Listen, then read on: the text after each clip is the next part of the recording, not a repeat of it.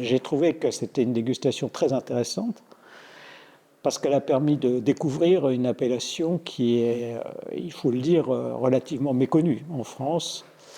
Il y a relativement peu de bouteilles qui sont exportées sur le marché hexagonal, mais c'est une grande découverte parce que ce sont des vins qui sont homogènes dans l'ensemble de la production, qui ont la grande capacité d'être typiques, avec à la fois un encépagement original, puisqu'il est simplement axé sur deux cépages qu'on connaît bien chez nous, et notamment en Champagne, mais qui a la propriété d'être millésimé.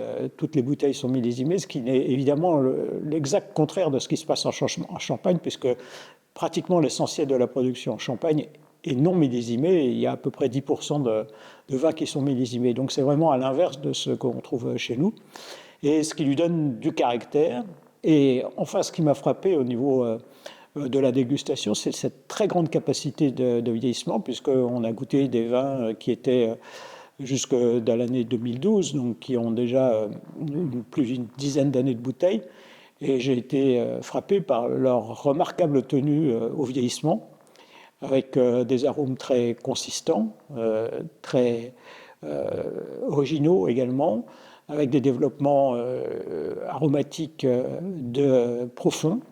Et ça me paraît être l'essentiel d'une dénomination, d'une appellation qui a de l'avenir. Parce que, en fait, les dénominations qui ont de l'avenir, c'est celles qui sont capables de vieillir très bien.